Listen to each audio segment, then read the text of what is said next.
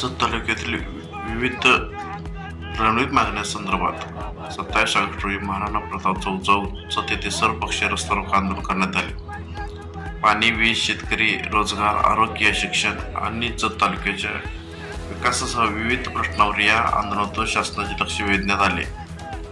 या आंदोलनात विविध राजकीय पक्षाचे नेते, पदाधिकारी, शेतकरी, कामगार, युवक आणि नागरिक मोठ्या संख्येने उपस्थित होते। यावेळी सांगली जिल्हा मध्यवर्ती सहकारी बँकेचे संचालक मान्य मनसूर खतीब यांनीही आंदोलनात उपस्थित राहून जत तालुक्यातील प्रश्नावर आपली भूमिका मांडली। जत तालुक्यातील जनतेच्या प्रश्नाबाबत मनसूर खतीब नेमके काय म्हणाले, पहा त्यांच्या विशेष व्हिडिओमध्ये।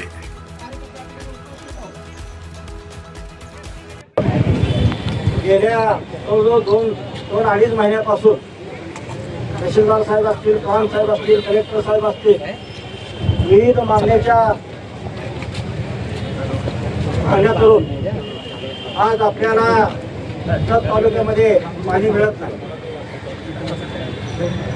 कोकणामध्ये आणि कोयनेच्या परिसरामध्ये मोठ्या प्रमाणात पाऊस झाला आणि नदीला प्रचंड प्रमाणात पंचगंगा आणि कृष्णेला पाणी आलं।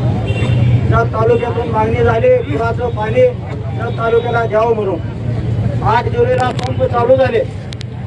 8 जुलैपासून आजपर्यंत आमच्या हक्काचं पाणी आज मंगळवेढा आणि सांगोला तालुक्याला पाणी गेलं आणि आताही सध्या पाणी त्या ठिकाणी चालू आहे।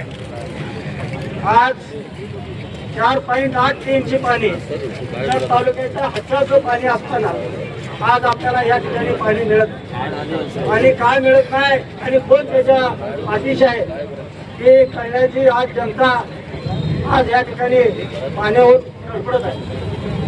आज या जत तालुक्यामध्ये अशा योजनेच्या बाबतीत जर बोलायचं झालं, या जवळजवळ